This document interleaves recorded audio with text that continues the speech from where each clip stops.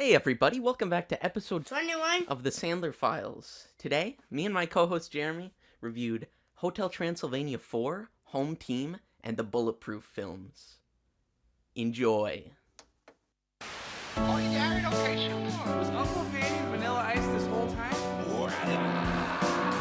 Like that, old man? You want a piece of me? This is me. This is how I win. So hi everybody. Just waiting for Jeremy to get here. He's running a little late today. Not sure why. He's been having some late nights. You know, I don't know where he goes all day, but he's raking in a lot of cash. So, hey Jeremy.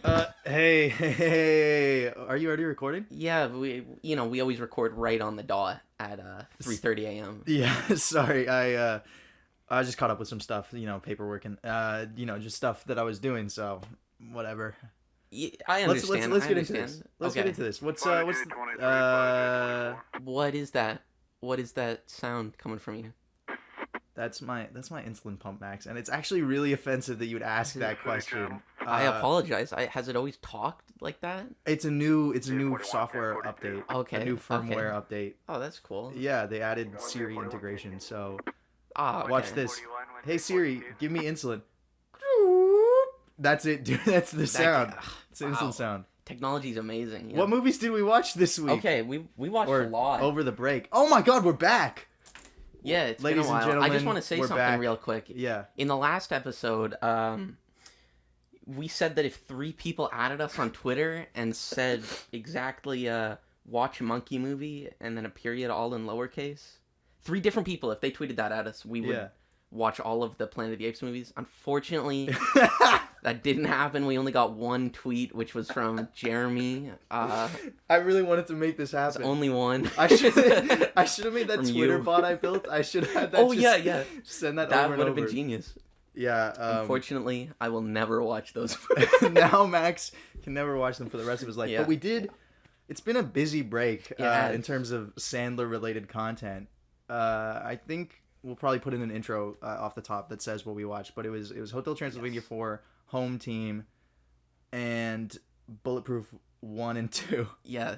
So There's a Bulletproof too, I guess. Bulletproof was what we spun, but Hotel Transylvania 4 and Home Team both came out naturally in release order. Yes. So we thought we'd catch ups that were never like. Otherwise, we're just gonna be constantly behind. We're always gonna be at a deficit. Of course. No, it's good to stay up to date on the modern Sandlers. You know, people want to hear our takes, of course. Let's do Hotel Transylvania 4 first because we've covered that before. We did the trilogy pretty recently. Yeah. No, that was like 2 episodes ago. So Yeah. Woo! It was Amazon Prime direct to streaming release. Yeah, a little bit rough. Adam Sandler wasn't in it. They replaced him with an impersonator. Same as Kevin James. Also not in it. David Spade is still in it. Rob Schneider's still in it. Yeah, Steve yeah. Buscemi's still in it. Oh, Rob Schneider isn't in these. Rob Schneider's not in it. Andy Samberg's still in it. Yeah. They got most of the cast. It was just Sandler and Kevin James. And Sandler's daughter, Sadie Sandler, Right. did not reprise her role. I don't understand what happened there, but What went on behind the scenes? I mean, it was like fine, I guess. I would not recommend Hotel Transylvania 4. No, it's if you like the 3 other ones, if your kids like them, like there's a 4th one. Yeah, if you have Yippee. kids and they want fun Transylvania-based movies, sure. But this one was dumb. It's basically the first one again. Like, It does go over the same each beats. sequel had a different like relationship that was at the core. So the first one was Johnny and Drac, and then the second one was Drac and Mavis. The third one was Drac and like the new female lead. Right, it was Drac getting back into dating. Yeah, getting back Van into dating. Helsing's Drac and kid. his heart were the Yes. relationship. This one's Drac and Johnny again, so it's like, okay, we've done this It is before. weird. Yeah. So I wasn't a big fan.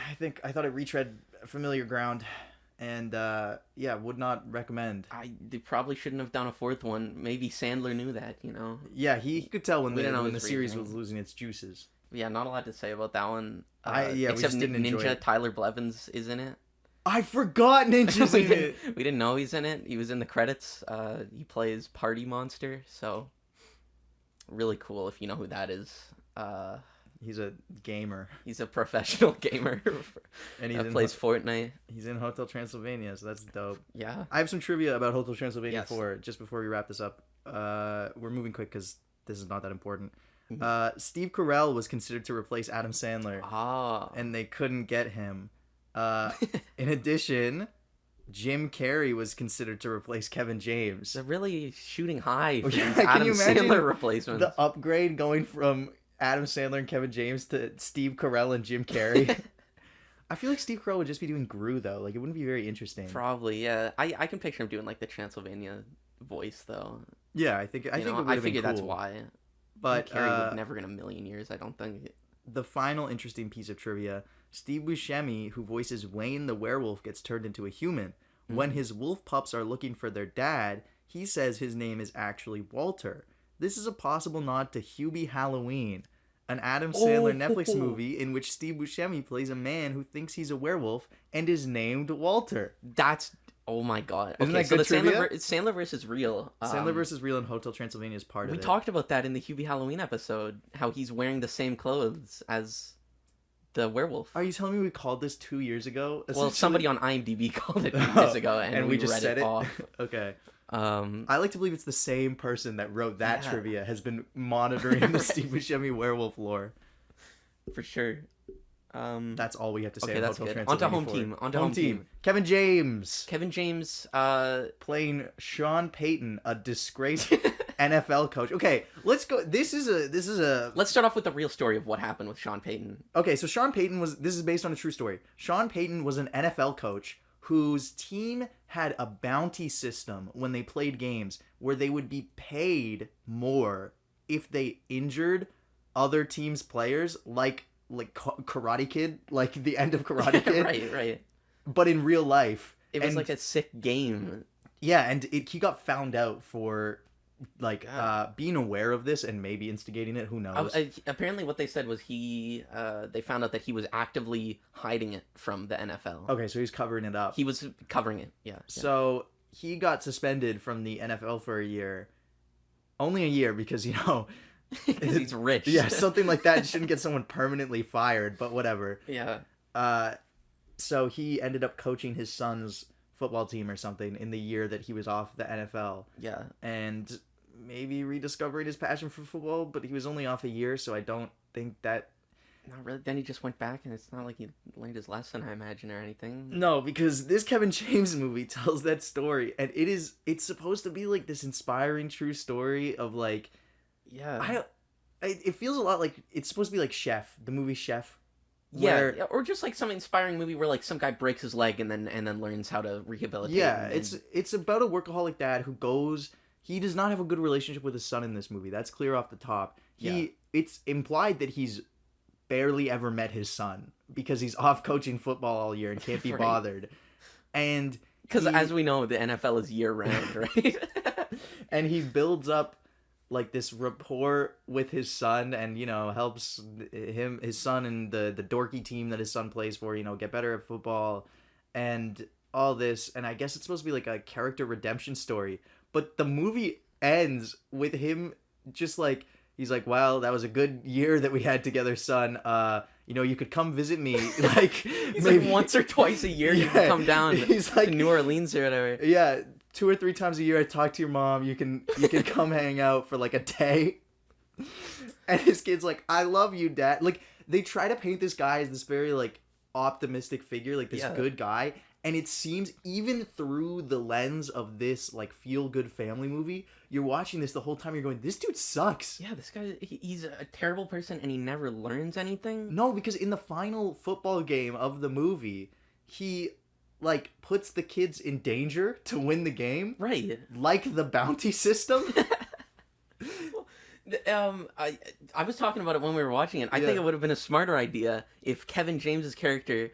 It would have been funnier, Kevin James, funny guy, comedy movies, if he kept using the bounty system when coaching these kids. So then he would have the kids kind of hurting each other. A little funny moment. I think that's fair, but I think, according to the Criminal Penal Code of Texas, 1.01349, putting children in danger in harm's way actually carries a maximum sentence of up to 15 to 20 years versus, putting professional adult athletes in danger, How are you aware of the Texas laws like that? Like the exact number? I just like to keep up to date on criminal codes. I think it's, people like, Birdwatch.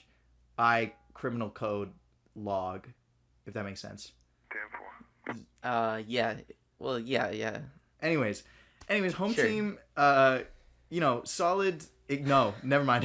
Not solid. Okay, it's not solid. It was really bad. I didn't and mind it while I was watching it, but I'm also a sucker for sports movies. I know you had a miserable time. I had a miserable time watching it because it was so fake, and all the emotions were just like, it was all so fake and manufactured, and the emotions that they were trying to convey weren't related to what was actually happening at all. Yeah, it didn't work with. It's just so uncomfortable. Also, Rob Schneider. I was about to say that. Yeah. He's like a major character. He plays a liberal.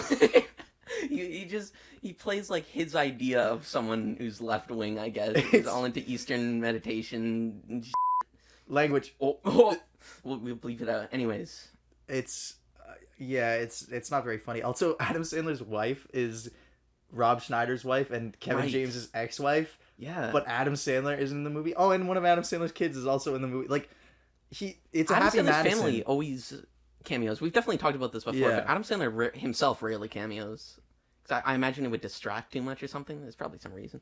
Yeah, but that's home team. Yeah, I wanted to talk a little bit about Rob Schneider because. Oh, right. This is Very recently, his Twitter, he's been going a little ham. If anybody's aware of the trucker protests going on in our city, our neck of the woods. our neck of the woods. The Freedom Convoy. For some reason, it has a lot of support from a bunch of Americans who. Oh my god, it's almost like American corporate interests. No, I can't get into this. I cannot get into Let's this. just dabble around the point. But Just anyways, Rob Schneider's been tweeting some stuff about not letting kids wear masks and very heavily in support of this trucker movement. So I've been hitting him some replies. You've been stirring the pot with Mr. Schneider. He's never gonna come on our show. My objective is to get blocked by him. I've was tried that my- before. Yeah, and I haven't been blocked. No, yet. you know what I will say? He says he's about freedom of speech. He does not block you if you call Yeah. him names. So hey, shout out. He's always talking about discussion over hate and any damage or anything, which I guess is fine. But And if you truly believe that, Rob, you will come on our podcast. yes, and debate it. Actually, come on here. We and will a have discussion. an actual political debate that does not reflect the views or opinions of Spirit Live.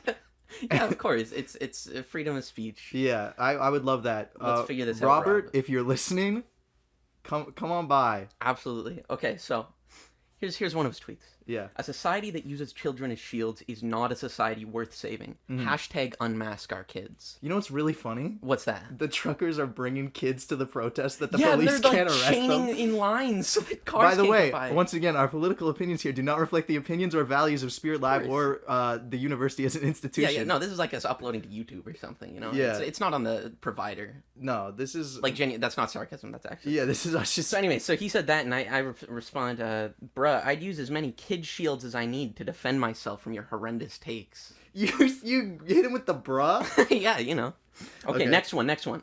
He sends a video of some governor leading the fight to unmask children in Oldham County. And he says, this made me cry. These 2 years of child abuse end now.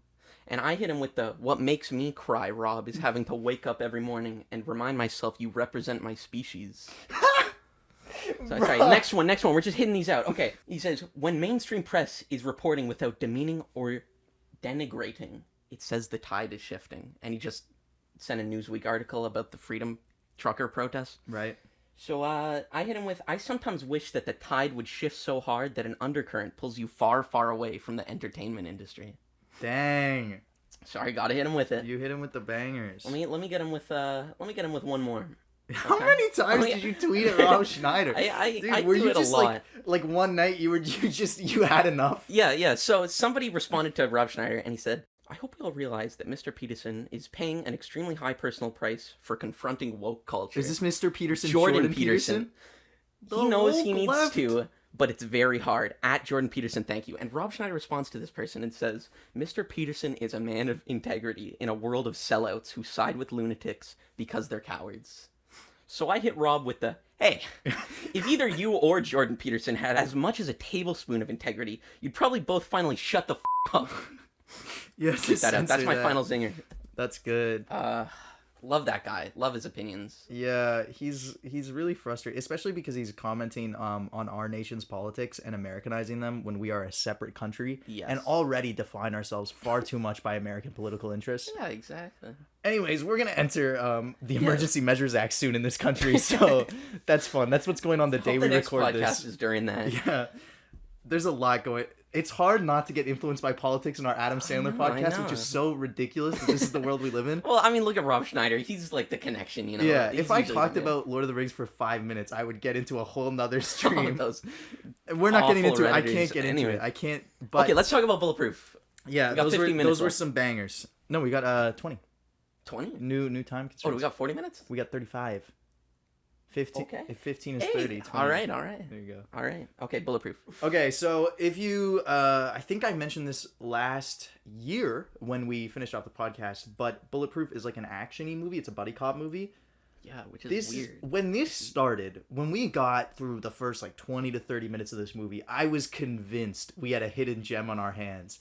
Because let me tell you, this movie moves. Oh, yeah. It So- felt like it was moving at a mile a minute. So the leads are Adam Sandler and Damon Wayans. Adam Sandler plays Archie Moses, and Damon Wayans plays Damon Wayans plays Rock Kent, Rock Kent. who is actually yeah, Detective Jack Carter. gonna call him Carter. So Okay. Jack Carter is an undercover detective, and he's befriended Adam Sandler's Archie Moses, and they steal cars together.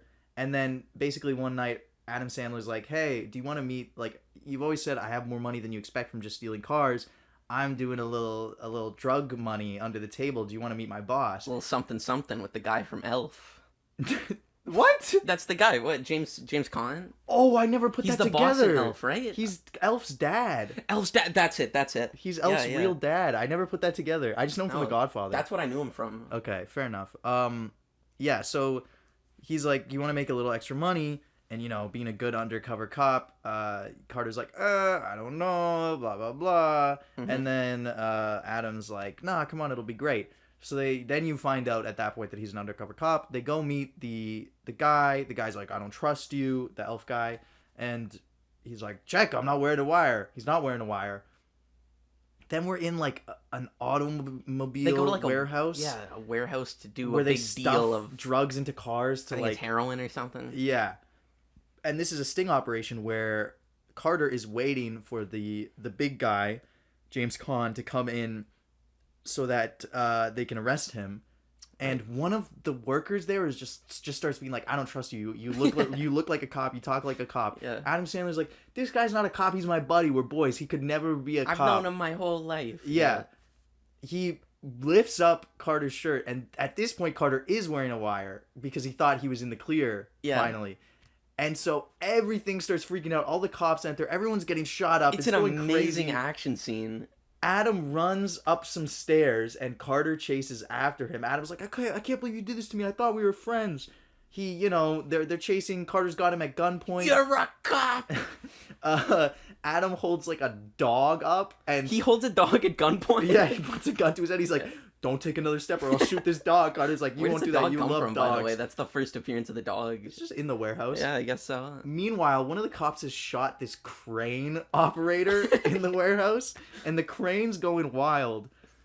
Carter has to turn to shoot someone else who's coming up behind him. So he turns, shoots the guy, turns back to hold Adam at gunpoint so he can be under arrest. Carter has, by the way, made a deal that Adam is not going to get serious jail time because he actually does see him as a friend. Yeah. Holding him at gunpoint, Adam gets bumped in the back by the crane that has gone haywire from the operator, like falling over on the controls. Yeah. He stumbles, shoots the gun, and Carter gets shot in the head, like point blank. Yeah. And that's like the first 10 minutes of the movie. Yeah, that's... I just actually rewatched this scene, because then what happens is Adam Sandler runs. Yeah. We cut to Adam Sandler driving out of an office on a motorcycle. Right. Which is just like, where does the motorcycle come from? It doesn't make any sense. I think there was a scene cut or something. Yeah. He rides a motorcycle down these metal stairs and out the warehouse. And then he runs into James Caan's, the big bad boss. He hits him with his motorcycle. Yeah. But the dog saves him and he gets away. Yeah, exactly. Dog. Always get back to the dog. The dog comes in at the end, too. It's great. Mm-hmm. So the movie doesn't hold up here. Like the pacing continues where Yeah, Carter, no, I think the pacing's still going at this point. yeah, Carter recovers in the hospital. We get a sequence where he falls in love with his physical therapy nurse in the Which is hospital. such a trope. He's so funny. Yeah, he's back in the office. He gets a standing ovation. This all happens in like 2 minutes. Yeah. And then Moses Sandler gets pulled over or he gets discovered like passed out from drunk driving. He's trying to drive to Mexico, start Yeah. a new life So- as a bull tamer. Yeah. Bullfighter. So Sorry. he's in custody in Arizona. And so apparently he said, "Oh, I'll only like come in and turn state witness if Carter is the one to bring me in." So somehow, like, I figure Adam drove away like right after the warehouse incident. So somehow Yeah. within like 4 days, Carter has had his full physical therapy and Yeah, I recovered never thought enough to about be that. in the office after getting shot in the head. He goes to meet Adam in Arizona, take him away. When he's walking Adam Sandler to the plane, there's like a big entourage of cops to make sure nothing happens. Suddenly, the drug dealers guys pull in on motorbikes, start shooting up all the cops. Yeah. Adam and Carter barely make it onto the plane. They get on the plane. 2 guys get on the plane with them, shoot the pilot. They're in the middle of the air. The plane's falling out of the sky. Adam's like, "I can drive a plane." Yeah, but then they're like, "You can drive a plane," and it's like, yeah, and they look at the dashboard, and there's like a bullet in the gas monitor, and he's like, "Well, not without gas, we can't." It's like somehow shooting the little HUD on the front of the plane makes all the gas run out. So the engines, like, Adam's flying it, and they get up high, and then the engines cut out. It's just And- nonstop. Like, It's like they're safe, but it's Yeah. like that again and again and again. So Adam lands the plane in the desert. But it teeters on a cliff edge. It gets so close to the cliff edge that they're like, if they move too close to the front of the plane, it'll fall off. So they have to slowly move to the back and jump off so the plane falls down the cliff and explodes. Right as they jump out, Yeah. just in time, and then they're wandering the deserts of Arizona. And that's when the plot slows down. But the first 30 minutes of this movie, Yeah, oh my god, I thought it was a masterpiece. I was so, like, it was like Christmas. I couldn't Yeah, believe what I yeah. was seeing. I thought we were in for a ride. And I'm not saying the back half is, like, bad. It just gets a lot slower and more Just a lot boring. more underwhelming, a lot more dialogue, I guess. Which, of course, you know, You can't gotta really- do eventually, I guess. Yeah. But I didn't find the characters, like, particularly interesting or the plot. Yeah. Basically, you know, it's a road trip adventure where they kind of rediscover their friendship and they make their way back to the city. You're wondering who the mole is that keeps tipping off the location of these two, because the drug dealers guys keeps finding them wherever they end up. Right. And Carter keeps calling his boss to be like, "This is where we are, come pick us up." But the drug dealers guys always get there first, so you're kind of thinking, "Oh, the boss is the mole. Someone's tipping these guys off." Yeah. Basically, in the end of the movie, they end up at the drug dealer's house. There's a big showdown, and what you find out is it's the nurse girlfriend Right. from the physical I therapy. forgot about that, yeah. Yeah, they've been, like, I guess, like, they moved in together again in like 4 days, Yeah. and she was working for the drug dealer guy all along. Wow. The whole relationship was a who can you sham. trust these days. So, Carter lets Moses go once the drug dealer is taken care of, and then Moses ends up in Mexico like he wanted. He's a bullfighter. They reunite in Mexico with the dog. Yep. Everything is awesome. It's As a Lego character might say about this film. and that's Bulletproof. Like, we spent more time on the top because that's the most interesting part. It's a really not very good buddy cop movie, essentially.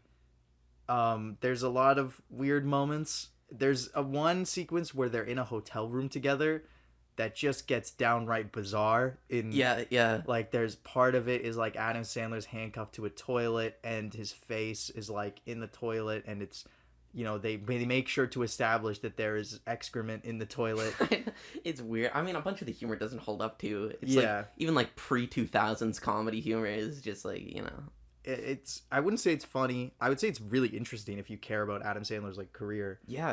Well, It's- definitely a strange gem in Sandler's movies. Like, I would watch this, I'm like above Blended Oh yeah, a million times over. better than most of the Happy Madison stuff, just because it's such Yeah. like an interesting turn from him too. But I wouldn't necessarily recommend it outright. No. I found out this was also #1 in the box office as well. Opening weekend made Was $6 it million actually? and then 20 million worldwide. Nice, good. For, So it was a good big for hit, Bulletproof. but I'd never heard of it before. I think, I mean, yeah, it hasn't like gone down in history as a must No. see. It's not Shakes the Clown. It's not Airheads, but it's better than most, I'd say. Yeah, I'd say it's kind of die-hardy. Like, there's a lot of fun practical effects. Was this the movie that we watched where they used the CinemaSins ding like 6 times? There was a lot of weird No. sound effects and music. That tracks. was Guardians of the Galaxy, right? Oh yeah, And Boba Fett. yeah. But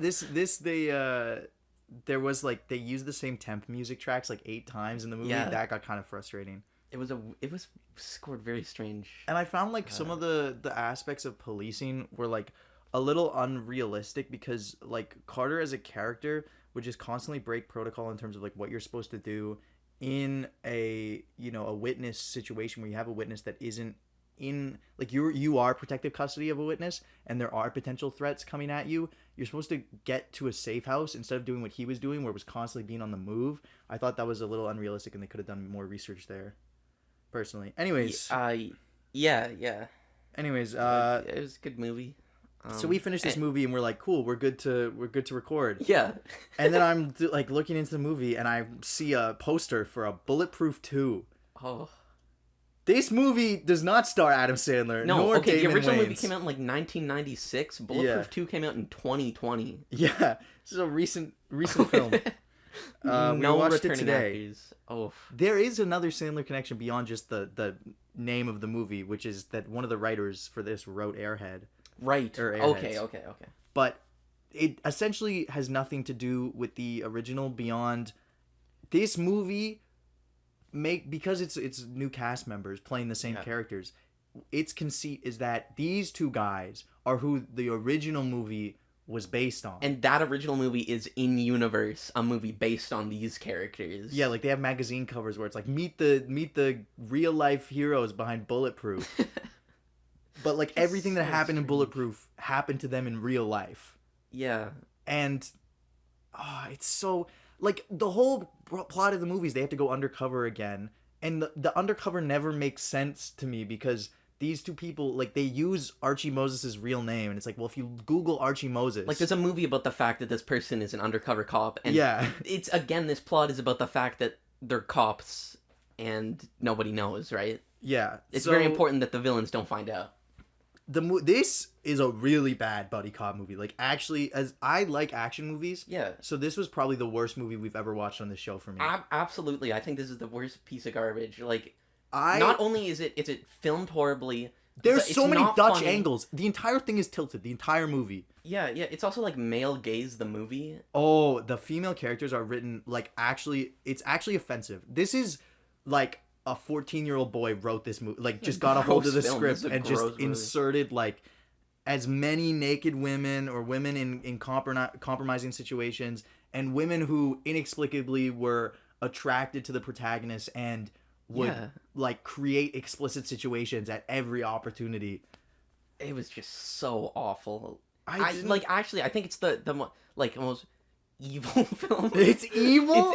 It's evil. It's demonic. It felt weird. Like I didn't feel good watching Just it. like cringe, like Yeah. embarrassing. Very over the top violence, very over the top everything, very over the top dialogue with a lot of cursing and like language. Look, I'm not like a prude. Like I don't really. No, it wasn't like clever cursing or anything like that. People would just say the F word like every second. Yeah, or they talk about genitalia every second. It's like, okay, I'm trying to say these in like scientific terms so we don't have to censor it. Yeah. But it's just like, okay, cool. Like it's not Like, funny. Yeah. Keep talking about It's like, are you gonna make a joke or are you just gonna mention something that is a body part. a body part or offensive? Yeah. Oh, I'm saying the body part that's taboo. Oh, haha. You know, you couldn't make Bulletproof 2 today. In 2022, no way that would fly. It is not good. I don't watch it. Yeah, really don't watch that one. That's the most But disappointing. maybe sequel. watch it if you're a fan of Bulletproof. Maybe Yeah, check it if out. you're a fan of just absolute garbage, just And go check that out. Another fun connection. Another actor from Elf is in this film. Oh right, the store manager. Yeah, the store manager from Elf does take over the role of Detective Carter in this movie. So You know, if you are a big Elf fan, the Bulletproof franchise has a lot of familiar faces for you to enjoy. So, Wow. Just yeah. needs Will Ferrell and Peter Dinklage. Well, and he's then... coming in the third one. Oh, okay. Oh! I'm excited for that. That's going to be coming out in 2040. My 2043. pitch for Bulletproof 3, which I came up with, if anyone in Hollywood is listening, I will write this script for free. The pitch for Bulletproof 3 is the two characters we established in this film that are the real Carter and Moses meet the actors Adam Sandler and Damon Wayans. Yeah. And they all get tied into a LA-based criminal investigation together. That would be amazing. I think it's called Bull 3 Proof. Yes. And Yeah. Or Bull... Replace the E in Bullet with 3. That's what Bull 3 Proof. That's You're the E right. is. I'm sorry. I completely Sorry, I mixed up. spelled it No. phonetically. That's my bad. Got it. Anyways, yeah, I do want this to be made. And, you know, maybe I can give you some notes on the accurate policing methods because this was messy. I mean, thank God there were no cops around when we were watching these, right, Max? Because of... That would be weird. I don't really hang out with any cops. Yeah, but because, like, you know, the, we couldn't find it on any streaming service, so... Well, yeah. I did have to pirate it off of a website. I downloaded it. So you downloaded it illegally, is what you're saying? Yeah, I mean, what's illegal these days? Boys. What? Jeremy, what are you Come doing? on in. We Here, got what him. Oh my god! Jeremy, what are you doing? Don't do this to me! I started this company! No! That's why we always wear a wire, folks.